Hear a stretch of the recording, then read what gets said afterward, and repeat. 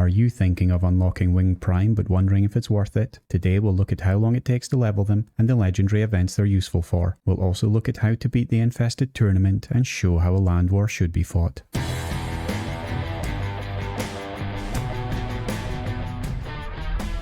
Hello everyone. Another new character is already being added to Tacticus. Winged Prime, the lead warrior organism, is the 4th Tyrannid released, although it appears 3rd in the actual lineup of characters in-game. They are available from the ongoing Synaptic Imperative event right now. As a flying character with good summoning abilities, we should see them appear in many lineups, but let's see if they're going to be useful in legendary events and look at some of the improvements to the Google Sheets while we're at it. After that, we're going to take a look at the new Infested tournament that began yesterday, and I'll give you some tips on teams that will work well for winning that final chest. I keep encouraging everyone to give the tournaments a try, and this time is no different. The rewards you get of free energy, XP tombs, and character shards are well worth the time investment. So let's swoop in.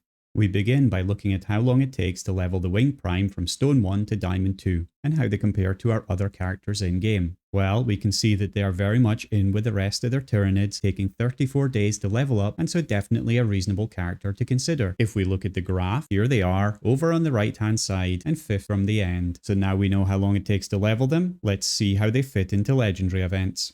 Winged Prime is a Xenos character. They have a bio melee attack of 6, with no ranged attack. Although they don't summon 100% of the time, I won't add them to the no summoner battles, just because of the risk of them summoning something with their synaptic linchpin and causing you to lose tokens unnecessarily. The other traits they have are synapse, flying, and final vengeance. Now, do I see a use for them in legendary events? Well, they can summon, they can move quickly around the map, and they're relatively tanky, so they aren't terrible on first glance. The only issue could be the limited number of battles they can fit into, but we'll check on that shortly. For the early battles, if we have them paired up with some fast flyers, and maybe Neurothrope, who can help the Winged Prime spawn in more Hormagaunts when they fail to kill someone, then they might do a pretty good job. The Hormagaunts themselves are a nice meat shield in later levels, although this is far too early a level I'm showing here for them to appear.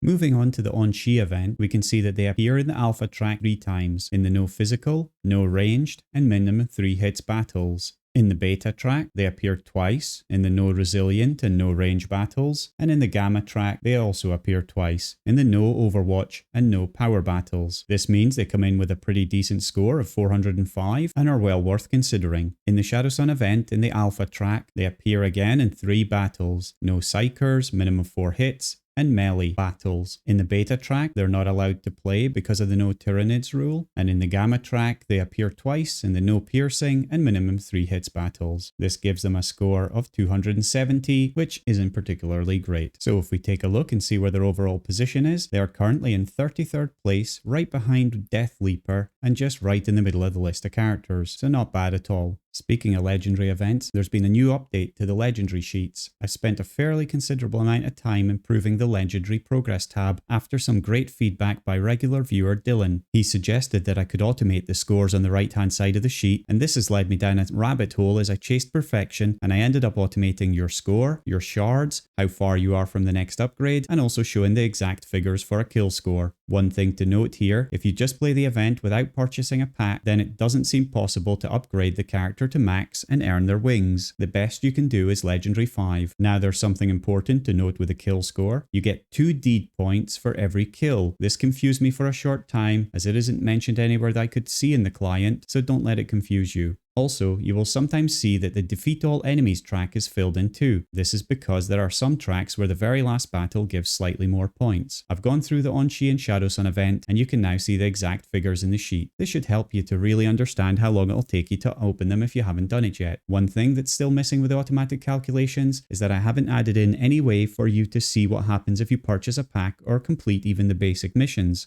Right now, it's just taking the core data. At some point, I'll probably sit down and improve on this with a set of advanced options, but as a first step, I still think it's already a big improvement. So play around with it when the next event comes and let me know any feedback. That will be the Ragnar event, and I'll add a new Ragnar sheet for that just before the event begins.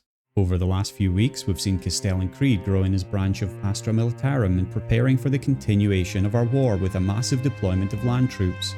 My first officer has just received this report. Jace, our war against the Xenos forces continues. We are swarming the enemy with large numbers, but they are very good at keeping their distance. We are taking heavy losses for every Xenos we take down. We will need another round of recruits at the end of this.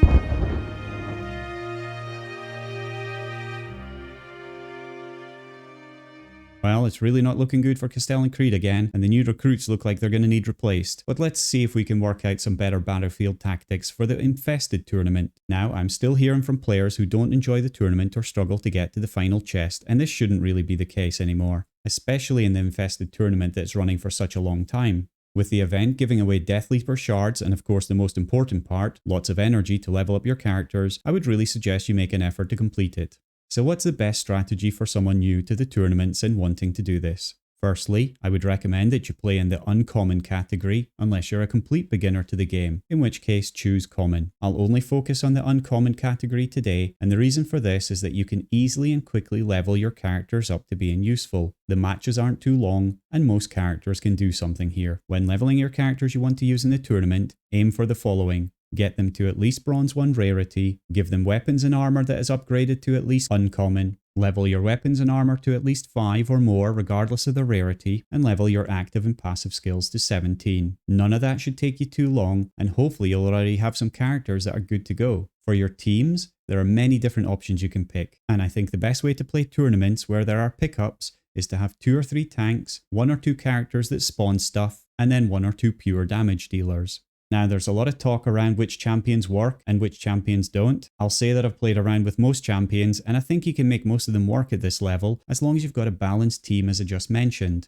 Use the damage dealers to pick up the damage buffs, use the tanks to pick up the tank buffs, and then just go and kill the opponents. However, there are certainly some characters which really shine, and in no particular order, I would suggest they are Revas, Shosil, Kalandis, Anufet, Archimatos, Bellator, Aleph Null, Toth, Commissar Yarrick, Celestine, Marnius Calgar, Thaddeus Noble, Ulf, Sarquel, Castellan Creed, and the newly introduced Death Leaper if you're lucky enough to have opened them. You can also check out one of my earlier videos on tournaments and you can find some more detailed tips around how to position your troops and some of the tips and tricks that you can manage. I'll put a link at the end of the video. One last tip, before you go and spend some tokens on the arena, just have a few casual battles if this is your first time playing in a tournament. You don't lose or gain anything in casual battles, only the experience and learnings you take with you. So don't miss out on those Death Leaper shards and go and get that final chest. Let me know in the comments below if you managed it or if you have any other feedback for me, and that's everything for today. Good luck in the hunt.